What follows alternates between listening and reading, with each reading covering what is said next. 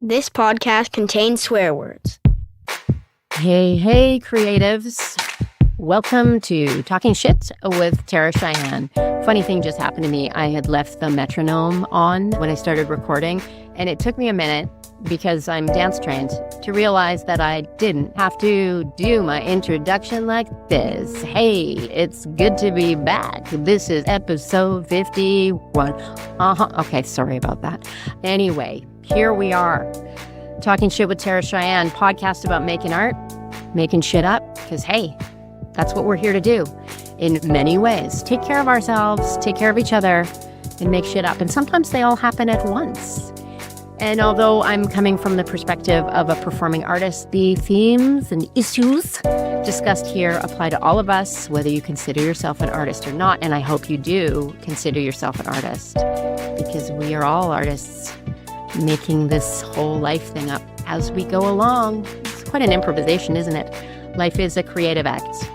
And I am Cheyenne Friedenberg, and I'm a choreographer, I'm a performer, actor, dancer, writer, educator living on the unceded, stolen ancestral territories of the Musqueam, Tsleil-Waututh, and Squamish nations here on the west coast of Turtle Island.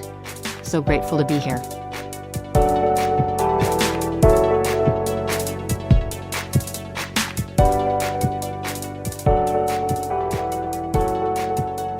And you guessed it. I'm going to say it again. Please like, thumbs up, so many stars, hearts, this podcast. Rate and review it. 5 stars is such a great number of stars. That's the perfect number of stars so that folks can find this podcast. We are completely independent. We don't have any sponsors. But if you're, like-minded and you're interested in that, reach out. That could be a thing. But anyway, if you can donate even a little bit, that does help us pay our artists an honorarium, because time is so precious. You can go to the donate button, upper right-hand corner on terracheyenne.com, our website, or we'll link to that very place to make a donation in the show notes. All right, today's guest is Erika Mitsuhashi, a fantastic artist here on the West Coast. I have known Erika for a long time, but just like so many folks, we have a joke or two as we pass and haven't had a chance to really sit down and talk about what it means to make art here with our friends, with the people we love, with this community. So thank you, Erika, for this opportunity to chat with you. And just so folks know what they're getting into, towards the end, we do talk a little bit about the atrocities that are happening in Gaza and, ways to make a difference, to make sure that we are taking care of ourselves, each other, and everyone, because no one is free until everyone is free.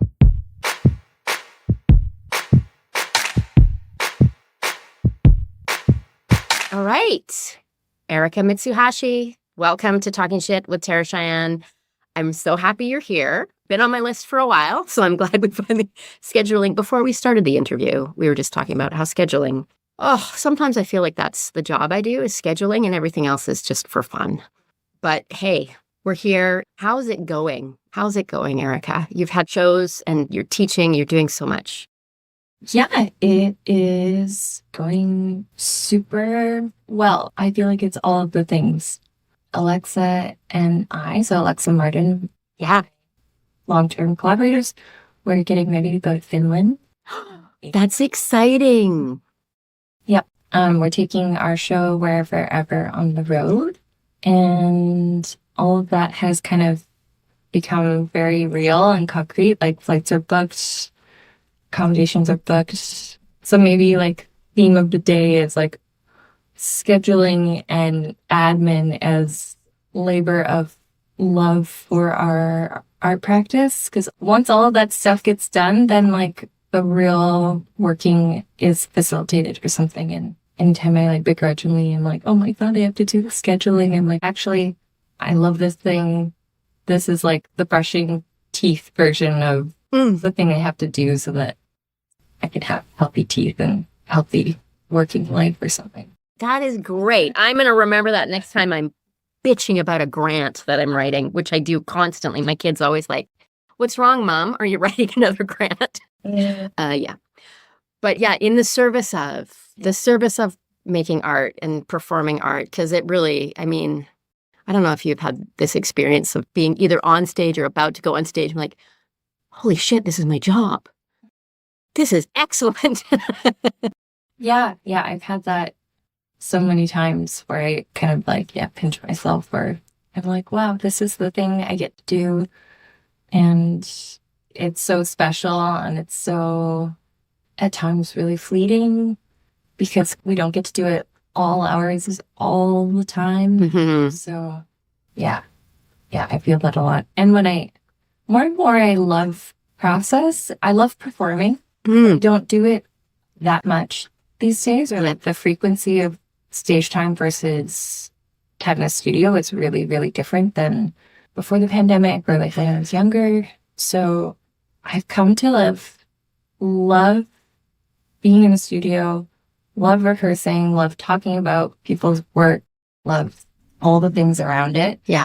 And that's something that's emerged that's really lovely, is like thinking of that time in the studio as like performing for each other when you're working with collaborators, that we can do it for us. And then the performance opportunity is just opening a window for more people to be in on it. But performing for each other has felt, or like witnessing each other more intentionally, has felt so nice and fulfilling, and maybe why I'm still committed to like dancing and art making still. Totally right. I think that's such an important point, because most of what we do is process. Most of what we do is the stuff in the studio where you're like, is this anything? But feeling it as like you're performing for each other. We are witnessing, love the word witnessing, just like being present, because it is most of what we do.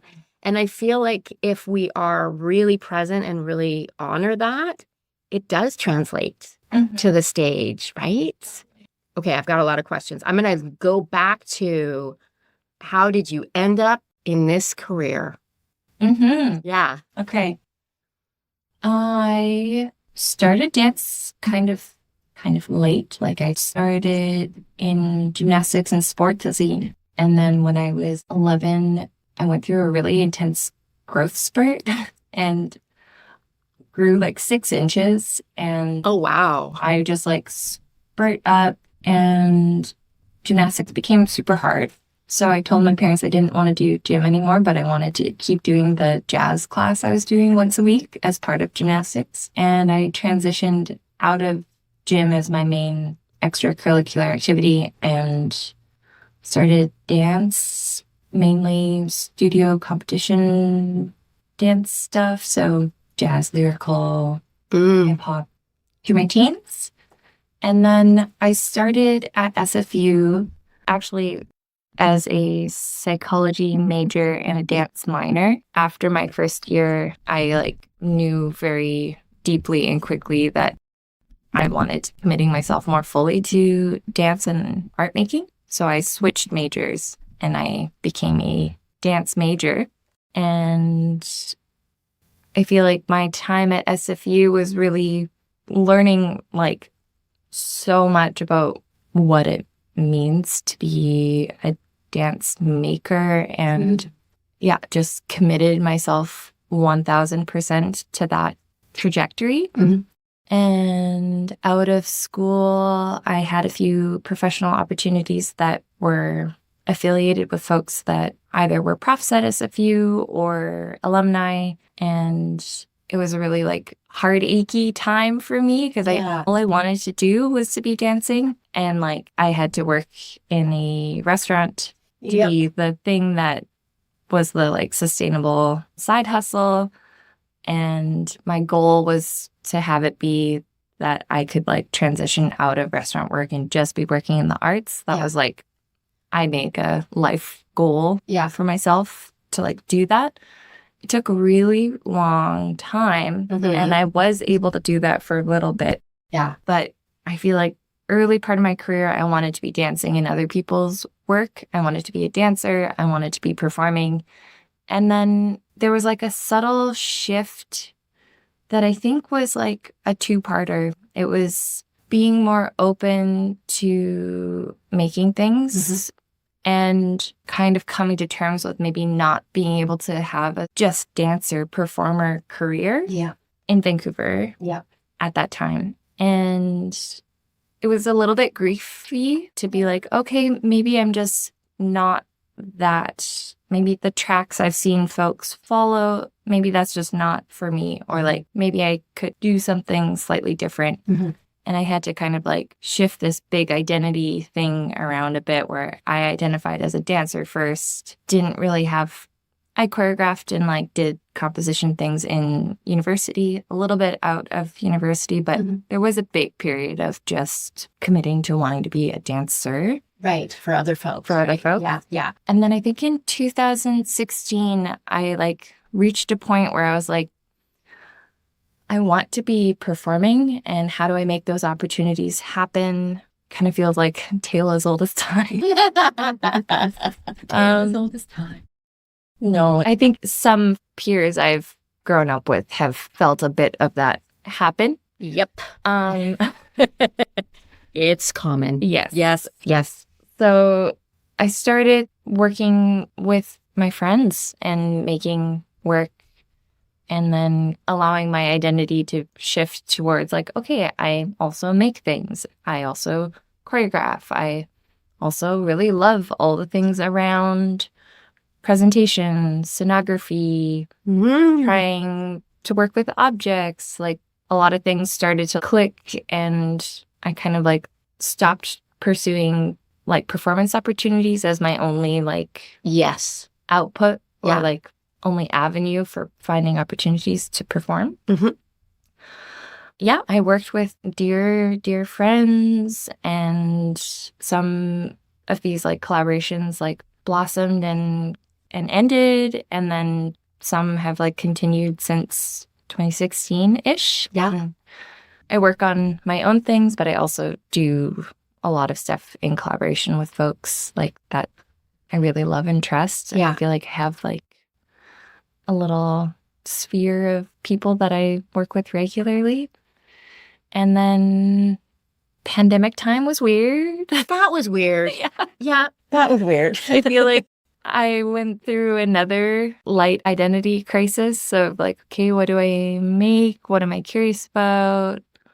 What do I want to be spending my energy on? And like still coming back to dance and performance in some capacity, but like also opening myself up to like, okay, there are other mediums I really love working in, and I'm coming at all of them real green and exploring and learning from my peers, and not going through like formal institutional training to like try things out with them. So that's felt like fun growing through pandemic time. And now I'm doing lots of different things. And one of the other things is teaching at SFU this semester. And I've also kind of become a producer through Boombox. Right. Boombox. Yep. So Boombox has kind of resurfaced last year. Francesca Frewer, Sierra Migas, and I took it over, and it now has a decently permanent home in East Van. And yeah, we have had like a show a month since the summer, and it's been really like lovely and also very DIY and scrappy, and like fills me with so much joy when people enjoy their experience there. And for the artists that are excited about working in unconventional spaces, that's been really fun. I just wish I had more time and more of me to like actualize people's dreams a little bit further, because we had a really unfortunate break-in in November. I know. And the very few little assets we had all got stolen. So we're kind of like, it's actually great and totally working, because we're back to being like extremely lo-fi, DIY. People are bringing their own gear, bringing their ideas to the space. But yeah, I've been producing with those two who, there's a bit of like a momentum around it, and it's been really exciting. Oh, that's so cool. Just for folks who maybe don't know what boombox is, it's a container, like a shipping container. Various folks have kind of been driving it over, I don't know, gosh, it's almost a decade, really. Mm-hmm. And now the team is awesome. And performances happen in this container. If you get a chance, I strongly recommend it. It is so interesting. It is so interesting what people do in that space, right? Mm-hmm. That's such a fun thing about unconventional spaces, site specific. That's what we used to call it in the olden days. Yeah, it is fascinating. It's fascinating and so fun. Mm-hmm. So fun. And we've made a couple little augmentations to the box. So there's some very sweet little risers, like bleachers. Oh, cool. Yeah. Technically, they're modular, but they're a little bit chunky. Mm-hmm. But it just allows decent sight lines in this long, long space. Like, I think it's 51 or 53 feet long. Right. So to take advantage of that depth, we now have some risers. And Wake of Vultures, a theater collective in town, did some work in there in the summer and installed a track along the top of the box.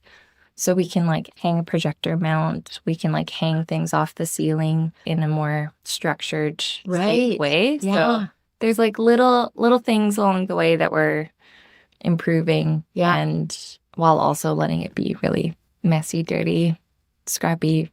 Yeah. Yeah. I love messy, dirty, scrappy. Yeah. I feel like it's an important thing to do for artists. I feel like whether it's maybe a part of your career or you dip into every once in a while, because it's both less possibilities and more possibilities at the same time. Yeah. Which is really fun, and it unlocks things that you didn't know you had or were interested in. Yeah. Because it is a fantastically peculiar space. Yep. Yeah. I mean, I also I love tiny houses and stuff. So I'm ooh, small spaces. Mm-hmm. Small spaces. So fun. I just want to loop back to, there's something about, I definitely resonate with the graduating from university. I also graduated with my undergrad from SFU and and I'm going to be at Danse now. I was working with doing interdisciplinary stuff. We started Radix right out of school. But there was a point where it was okay, I can't really live off of my performing gigs. And like you said, there's a grieving, but also all the things that open up and you realize your potential as a creator and as a collaborator and making things, doing things that you don't have formal training in, which I think that's an important thing. I think some people get stopped by, well, I don't have a degree or training in X, so I can't do it. And I think that's a mistake. I think if you're interested in it, there's lots of ways to get the knowledge and experience. And there's also a lot of people that I find are just keen to help. Totally. Right? Yeah. Yeah. Keen to help. And sometimes coming at it from the perspective that you're coming from, or the lineage or the discipline, allows for other possibilities. And this big kind of aha or big learning moment for me was when, so Alexa and I work with this person, Alicia Siriani, who's a filmmaker, but also works with pedagogy in schools and has a really broad breadth of skills beyond just filmmaking. And we were kind of jamming about what it would mean to make a film together.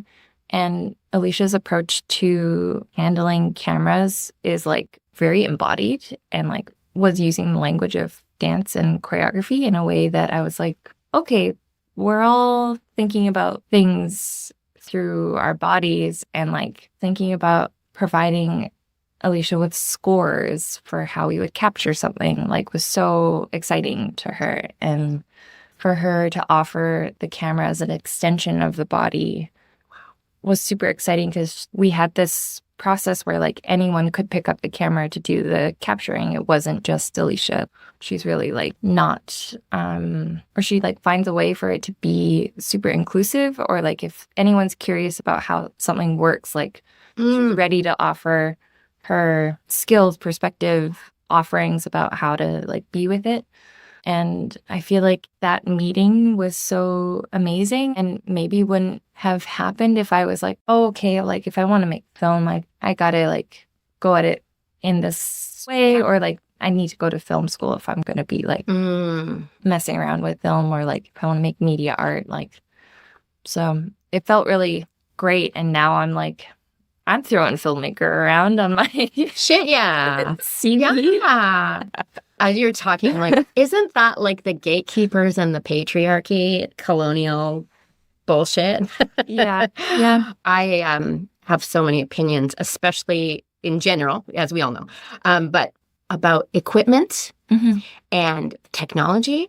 And just hearing you talk about that process, it just like gave me great, great joy, because it's dismantling the idea of, and I hear this, I'm just going to say it from a lot of male identifying people. It's like, oh, do you know how to use that? Oh, are you sure? Oh, really? Are you like this sort of thing, as opposed to the invitation to have your view. And, there's so much potential in terms of like, who is behind the camera? Yeah. How does the camera move? How is it part of, the embodied experience? Totally. And she invites so much play with it also. She'll refer to them as like toys, or like how we would approach handling toys. And like, it's a queer feminist space anytime we're working together, and it feels really generous and alive. And yeah, definitely I've experienced some spaces where the like sharing of information turns into some sort of explaining. Yep. And I don't know if it's just practice or if it's truly like seeing the joy it gives someone to share information, and for knowledge sharing to be like so commonplace. Yeah. I want to be able to do that, or like cultivate that skill. And like both Alicia and Alexa are my like mentors in how to do it and make it feel horizontal or like peer to peer. Like it's just open, kind, direct sharing. Yeah. There's no top down. There's no top down. For the listener at home, Erika is doing fantastic flowing arm movements that indicates exchange of energy and information in this like beautiful way. I mean, I think about like, especially the female identifying Indigenous artists that I'm like learning from, about the generosity of sharing information and how important it is in all the directions, that it's not only an older person with more experience, but also the information is going in multiple directions. Yep. And I mean, it's capitalism too. It's like, what is the product and what are you giving me? What is the exchange and that sort of thing? And just the more we can be in these processes, I'm not sure what the word is, where we subvert that and find this flow. And like the word play, right? Like that needs to be in there more. Yeah. It needs to be in life more. Right? Yeah, totally. And I feel like people will throw play out there and the offer doesn't get picked up. Yeah. So maybe there's like, I'm finding a lot of like part twos to things where it's like, okay, that's the first part. And then the second part is how to like make the space safe and available for people to like pick up the thing you're putting down. Yeah. Hey. Like popping it out there does one thing, but then the like care it takes to make it so that people can access it. Yeah. Creating the culture of the space. So there is that feeling of safety. It's like, oh, it's totally safe for me to pick up the offer or not. I mean, there's so much in kind of the world we live in. It doesn't invite play. And it's like, well, you have to know how to do this before you even try. As a parent, like that's something we really like, it's hard because already, even though like our child's around like artists doing dumb shit and failing all the time, but they still have absorbed the like, ooh, if I'm not good at this, I can't try. Yeah. Which is kind of heartbreaking. So the more we can create those spaces, that energy, right? Yeah. I've had that experience a couple times, and I feel like my reaction has changed over time and growing, but I used to be like kind of a little cocky or overconfident about certain things, and I'd be like, okay, I'm going to try watercolors. And I'd start doing them, and I'd be like, if I wasn't instantly like Yeah. an expert or amazing at something, I'd be like, well, that's done. Well, I'm not committing any more time to this thing. Or like, I think about like the first time I went to like a house class after not going to a house class for years and years and being like, well, I'm a dancer. I should be so excellent at this right away. But like, I'm like miles away from that person. But now I'll like try something. And if I'm not good at it, I'm like, ha ha ha. Yay! Whoa! Cool. Okay. Do I want to keep doing this? Yeah, I do. Do I have to be amazing? Do I have to be an expert? Am I going to be a master felter? Maybe, maybe not. Do I like it? Does it give me joy? Absolutely. I'm going to make some like gloppy things, and that's the thing. But I definitely had to like unlearn that immediate feeling of, oh, if I'm not amazing at it right away, then it's not worth investing time in. Yeah. Or like just even reminding myself that things take like sometimes like 50 years, 20 years, 10 years. So true. It's so true. Yeah, knowing what is worth the long game and what is like, Yeah.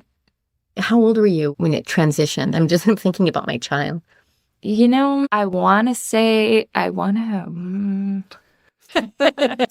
don't know. You can lie. 6 months ago. 10 minutes ago. Yeah. I'm working on it right now. I feel like it's a little bit of like big learning Yeah. and it's like radical acceptance probably in the last year. Yeah. And then a desire for that radical acceptance probably 3 to 5 years ago. Yeah. Starting that journey, but probably, to be honest, maybe a year-ish of like, okay, that's what we're doing. It's hard and it's also liberating. Like that's one of the gifts of age. I find it's like I can go take a class and I do not need to be good. I don't. Yeah. I remember having that feeling. I got to be good. I got to get a job. I want this teacher to think I'm, worthy of hiring. All those things, or my colleagues. And it is a gift to not have the pressure and not put the pressure on yourself. Mm-hmm. I read a really great book called 4,000 Weeks, Time Management for Mortals. I definitely recommend it. It's kind of like all the things about how to be happy, essentially saying, listen, we've got 4,000 weeks. That's the average lifespan. Mm-hmm. If you make it, don't piss around. Yeah. Just make the choices, and you make this choice and you're going to not make these choices.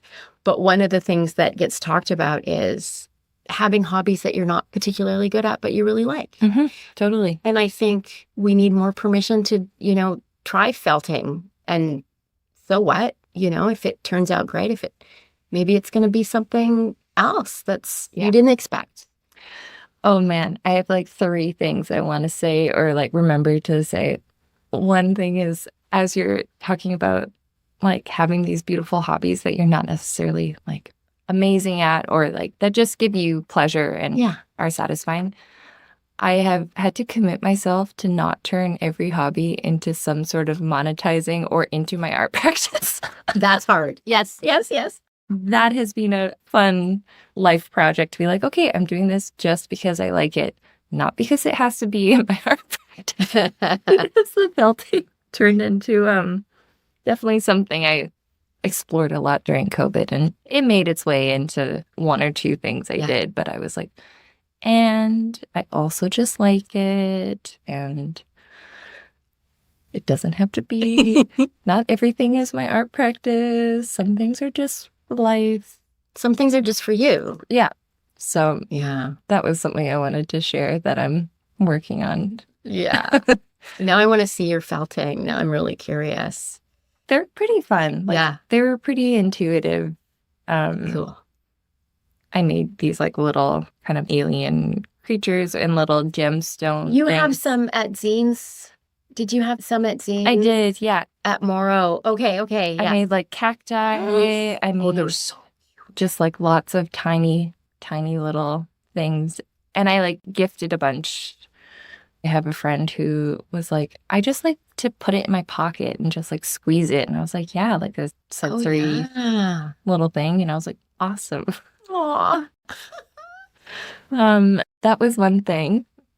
And then when you were talking about your experience of going to class or like feeling like you needed to be good or like impress a teacher to get a job. Like, I think I've had this experience also of kind of wishing I could have conceived of a different standard of what like good technique, or like that there were more ways of being in dance than what I had set out for. Because there are times when I will say something like, yeah, I'm just not that strong of a dancer, or I used to say this, like, or I'm not super technical. And I had friends who'd be like, well, but you're an amazing dancer. And I'm like, yeah, but I just like didn't really fit into the thing. And I would catch myself saying that. And now I'm like wishing that any like young performer, dancer entering into like whatever the like professional milieu, that like there are so many different ways of being in what you're doing it, and cultivating and committing to like your thing is going to be the thing that's going to be the most fulfilling in 10 years. Yeah. And I know that sometimes you have to go through the journey to like get to that place, but I want to like tell younger me to be like, hey, like maybe you're not going to dance for that person or that company, but there's like all of this other stuff or all these other ways of dancing, or like I was just working towards like a certain Western contemporary technique excellence, and actually there's like all this other stuff in between that's really juicy and great. And I just didn't want to forget that that like part 2 to that learning, or like acceptance in not just transitioning from like being a dancer identity thing to like being a choreographer. It was also like, oh, I still get offered gigs once in a while, but if the person is really like interested in just me and what I have to bring, and not some sort of like excellence in that specific technique or like that specific style. It's like more about presence and how I embody things. And absolutely. Like I've hired many people, I'm like, I just like you. And when you talk about like technique too, it's so kind of a narrow idea of what it is to be a dancer, because you're an artist. You're like moving complex ideas and feelings and stories through your body, which is huge. And we need all these different ways of moving. We need all these different people, all these different dancers dancing in their, I like the word peculiar, but I mean it in a really positive way, in everybody's like unique, peculiar way. And then there's a richness, and then it's just like it grows so that we don't get stuck in this like Western contemporary idea, because it's just kind of one idea. Yeah, I totally resonate with that. I went from like, I'm going to be a ballerina to, okay, I'm going to be a contemporary dancer to, oops, I can't shut up. How am I going to do this? And having to figure out where I fit in and not fitting in. And then you make your own thing. Yeah, I love it. You had a third thing you were going to say? Oh, this is like me bouncing all around. Nice. But with boombox and with, I was just thinking I'd feel remiss if I didn't get to thank all of those people for like committing to staying here, and like just thinking about my journey through all the different things I've done to like get here. I'm like, oh, the people around me also made this like kind of commitment to Vancouver, commitment to our performing arts community here. And I just, lately have been like, wow, we are in a city and inflation is real and grant stuff is real, and the pandemic happened, is still happening. There's also like big political horrors happening, and we're all figuring it out. And like the people that I get to like be around, and like I feel like it's really special. And boombox people, my like beloved collaborators, and also just want to like shout out to Company 605 for like umbrellaing so many grants for boombox so that we can like try to keep some sort of like sustainable something going. And I was like, oh, I feel like I'm constantly thinking of myself in relation to people. And like the solo journey is one part of it, but like such a big part of my story is like all of these relationships and like people that have like kept me alive since I was 19. Right. Yeah. Yeah. We do not operate in a vacuum. Mm-mm. I'm thinking a lot about, because one of my classmates in the MFA is research on mycelia. And yeah, like we are all part of one organism. And yeah, the community in Vancouver, it's small, but it's so powerful, really. And there's so much support. It's so important. And also it feels really good to acknowledge all the support around us, because then we don't feel alone. Mm-hmm. And then we know that if somebody needs us, we're there. If we need somebody, they're there. Yeah, it's so important, hey?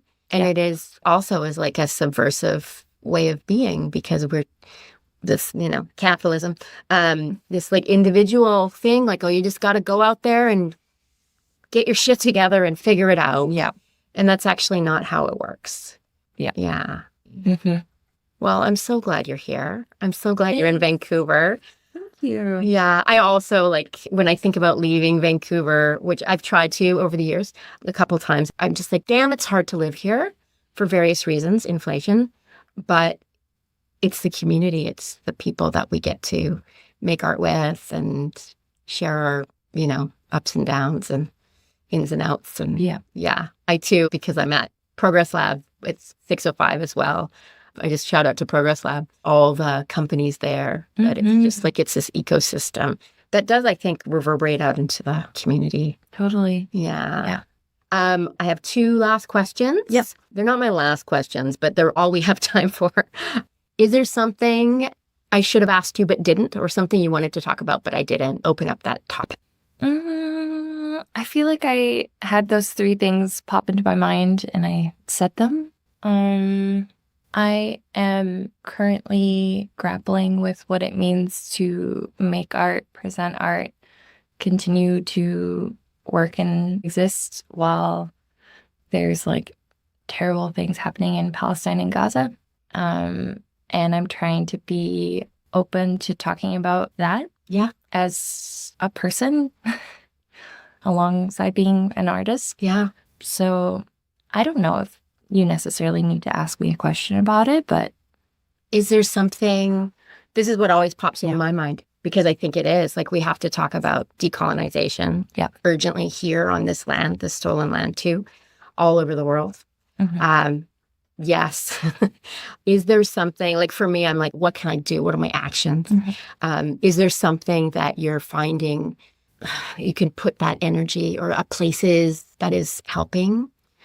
Yeah, I've been thinking about a couple of things. I feel like I am in community with some folks that are really clear and active with direct action. So I've just been kind of like listening to people deeply. Yeah. While also like honoring my capacities and my kind of like need to find a balance, or like, people who need things from me, or like different things that need tending. So like right now it's a bit of a balancing act, but a lot of listening to folks who I really like trust and admire. And yeah, I think the second part is being vulnerable and okay to like talk about it. Yeah. And talk about where anyone is at with it without judgment or with care. And then, just also not being in ignorance, which I think is a big piece for me. Mm-hmm. Yeah. I think it's so important to be informed, but it's also not easy too, because not at all. Social media is, I'm just going to say it, garbage. Not completely, but there's so much that gets in there that is, either really inflammatory or, and what your nervous system can take, so that you're, like self-care, so that you can do the work. You can make the money to make the donation, or go to the demonstration, or, all those things, or talk about it. Yeah. Right? We just need to be present. Yeah. Hey, I'm so glad you brought that up, because I think also it's like silence is so dangerous. Yeah. And I don't want to be like cynical, but I also don't have full hope that this will resolve and that'll be the end of some horrific things we'll see in the world. I would love to think that that is a possibility. But yeah, you bring up a really beautiful point about decolonization here. And also, yeah, like being, I feel like in Vancouver, that conversation is present. Like, whose land are we on? How do we find a way to, be in right relation? Yeah. And that also feels like if there are moments when you can't, or like when I'll say me. If there are moments when I can't engage with something far away, doing things locally, honorably, with education, that feels like really good. And there are so many resources and lots of resources that are free. Yeah. To kind of keep working at that here. Yeah. And I feel very like inspired by a lot of people that I'm in community with that do commit to actions like talking directly to people of this land and embedding themselves in the conversation, in like how they exist as people, but also in their art practices. And the local effect is pertinent also. So we're all connected. It's the mycelia, totally. And sometimes we're working here, like sometimes it's a micro and sometimes it's a macro. And beautiful. I mean, we have hope. Yes. We don't know when and where, and beautiful things are happening in the world at the same time as horrible things are happening in the world, all over the world. And here we are. And I was so happy that we got a chance to sit down and talk and make this connection. My last question is there something you're doing, and it can be as little and, trivial if you want, that you're doing just to like help you get up in the morning, help you be creative, anything at all? Like, thank God there's another season of the Great British Baking Show. Anything at all. I love cooking. I've been making elaborate meals. I've rediscovered my love of Caesar salad. Ooh, yum. Like, made from scratch. I could eat it every day. I probably shouldn't.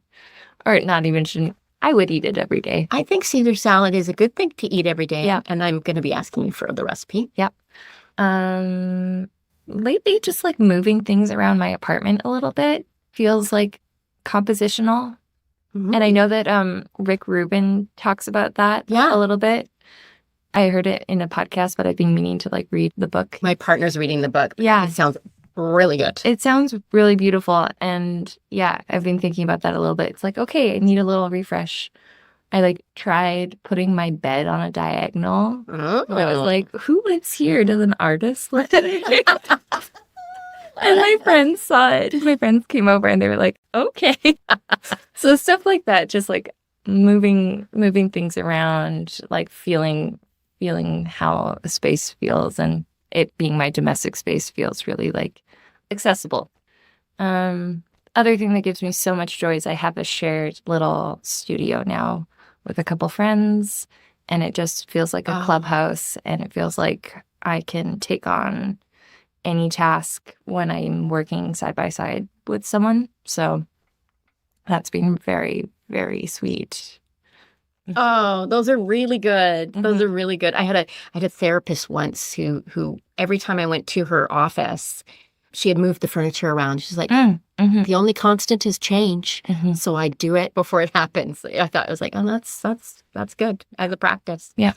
Thank you so much, Erika. It's been so fun to talk to you. Yeah, it's been really great.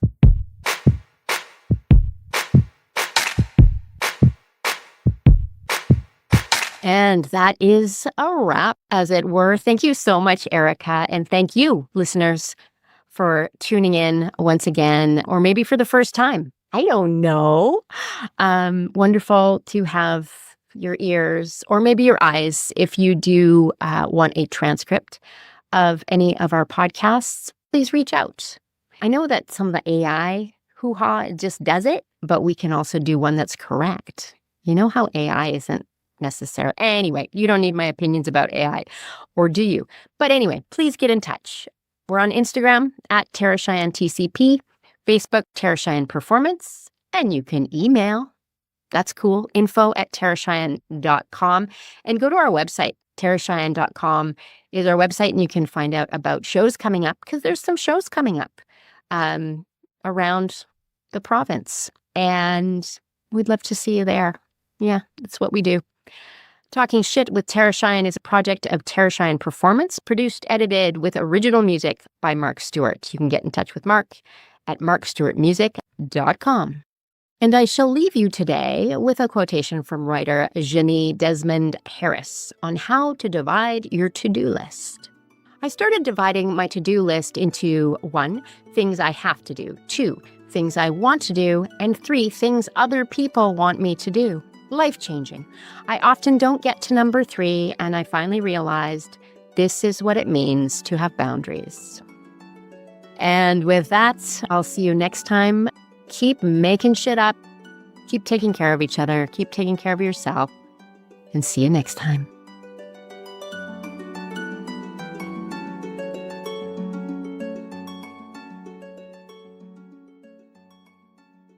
This podcast is effing good.